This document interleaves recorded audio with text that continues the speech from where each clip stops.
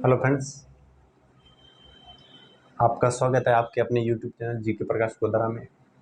आज हम RRC railway group D 22 अगस्त 2022 का सेकंड शिफ्ट का पेपर हो चुका है। उसका पेपर का एनालिसिस करेंगे बिना टाइम वेस्ट किए। चलिए स्टार्ट करते हैं। पहला क्वेश्चन पूछा गया था, पराक्रम दिवस किसके जन्म दिवस पर मनाया जाता है?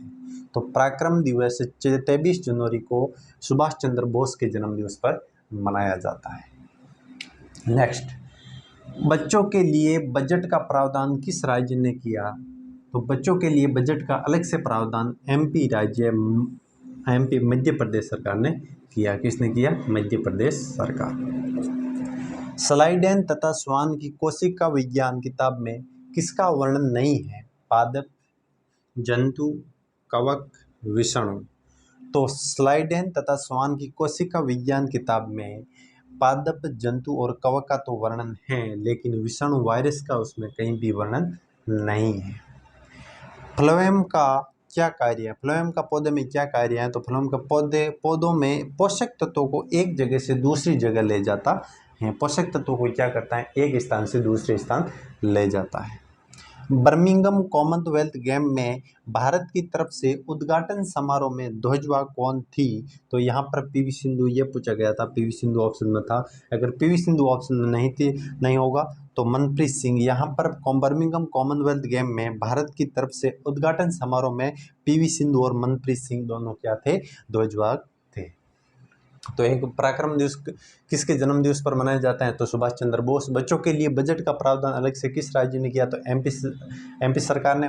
स्लाइडेन तथा स्वान की कोशिका विज्ञान किताब में किसका वर्णन नहीं है? तो पादप, जंतु और कवक का तो वर्णन है, विषाणु का वर्णन नहीं है। फ्लोएम का क्या कार्य है? तो पौधों में पोषक तत्वों को एक जगह से दूसरी जगह ले जाना। बर्मिंघम कॉमनवेल्थ गेम में भारत की तरफ से उद्घाटन समारोह में ध्वजवाह कौन थी? तो पीवी सिंधु इसका। नेक्स्ट क्वेश्चन लेते हैं। तो संत थॉमस बेसिलिका चर्च कहाँ स्थित है?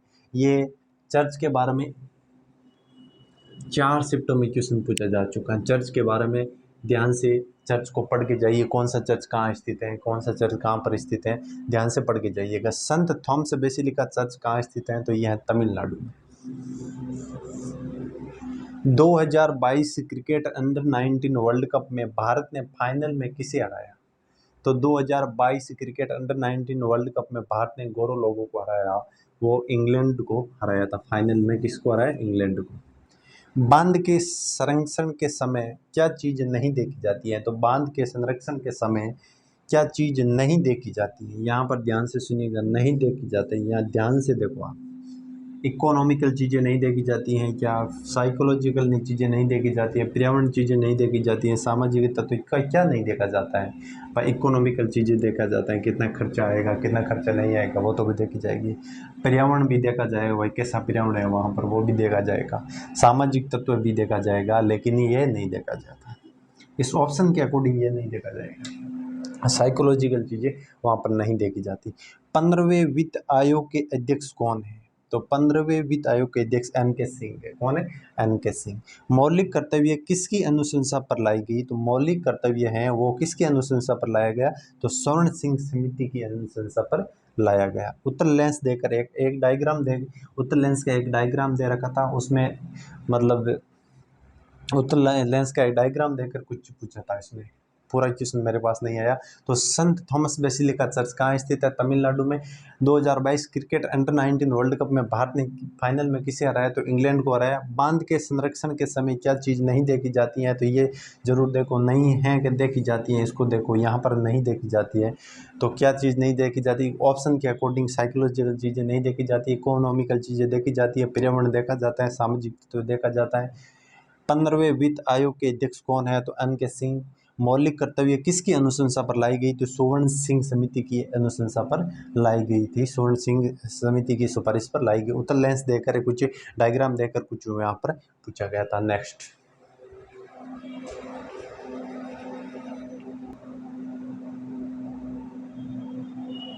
जियोमॉर्फोलॉजी किससे संबंधित है? तो जियोमॉर्फोलॉजी भू आकृति विज्ञान से संबंधित है। किससे है? भू आकृति विज्ञान से संबंधित। द्विपरिसंचरण किस में नहीं होता है? तो मछली में द्विपरिसंचरण नहीं होता है। नहीं जरूर देखो यहाँ पर नहीं होता है, नहीं देकर ये अपन को कंफ्यूज में डालते हैं। आयरन की मात्रा सबसे ज़्यादा किस में पाई जाती है? गुड़, चावल, दूध, आटा। आयरन की मात्रा सबसे ज़्यादा किस में पाई जाती है? गुड़ में, चावल में, दूध या आटे में। तो गुड़ में आयरन, ऑप्शन के अकॉर्डिंग गुड़ में आयरन की मात्रा क्या पाई जाती है? सबसे ज़्यादा पाई जाती है। अगर कोई बिजली बल्ब बनाता है तो उसका फिलामेंट कैसा होना चाहिए? अगर कोई भाई बिजली बल्ब बनाता है उसका फिलामेंट कैसा होना चाहिए? तो उच्च गलनांक का होना चाहिए। ठीक है। धारा की दिशा किस नियम से पता चलती है? 3 बार पूछा जा चुका है, 3 दिन में 3 बार क्वेश्चन पूछा जा चुका है। फ्लेमिंग के राइट हैंड रूल से, फ्लेमिंग के राइट हैंड रूल से धारा की दिशा का पता चलता है। कल्याण बंधु योजना किस राज्य द्वारा शुरू की गई? उत्तराखंड या यूपी? आप बताइएगा। जियोमॉर्फोलॉजी किससे संबंधित है? तो भू आकृति विज्ञान से संबंधित है। द्विपरिसंचरण किस में नहीं होता है? तो मछली में द्विपरिसंचरण नहीं होता है। आयरन की मात्रा सबसे ज़्यादा किस में पाई जाती है? गुड़, चावल, दूध, आटा। ऑप्शन के अकॉर्डिंग गुड़ में आयरन की मात्रा सबसे ज़्यादा पाई जाती है। अगर कोई बिजली बल्ब बनाता है तो उसका फिलामेंट कैसा होना चाहिए? तो उच्च गलनांक का उसका फिलामेंट होना चाहिए। धारा की दिशा किस नियम से पता चलती है? तो धारा की दिशा फ्लेमिंग के राइट हैंड रूल से पता चलती है। कल्याण बंधु योजना किस राज्य द्वारा शुरू की गई? तो उत्तराखंड या यूपी। एक योजना से हर शिफ्ट में योजना से क्वेश्चन पूछा जा रहा है। ठीक है, नेक्स्ट लेते हैं।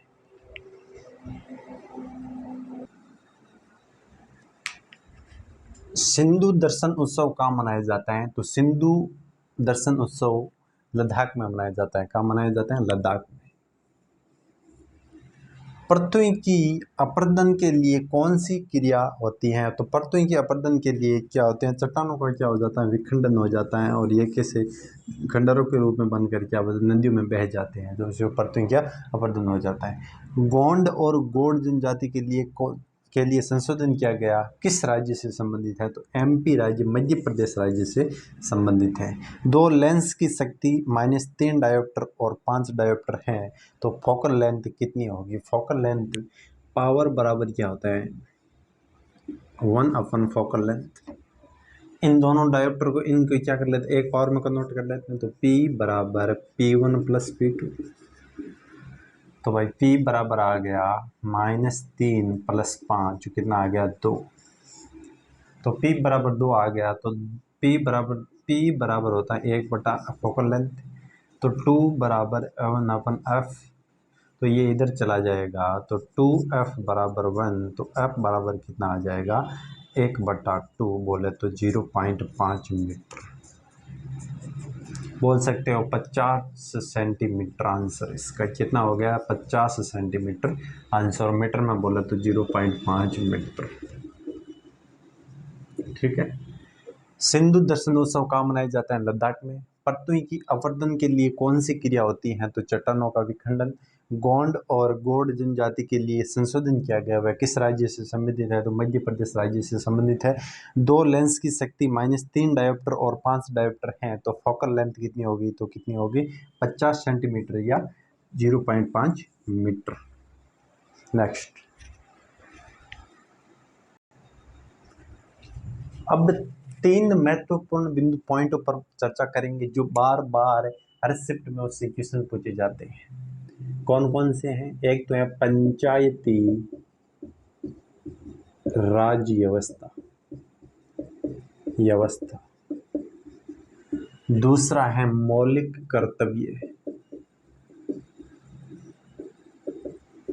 कर्तव्य और तीसरा है कॉमनवेल्थ के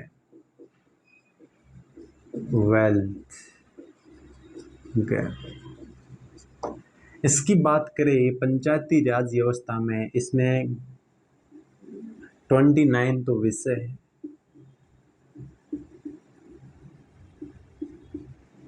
29 विषय है, 11 अनुसूचियां हैं, अनुसूची और 9 क्या है? भाग, 9 भाग। ठीक है।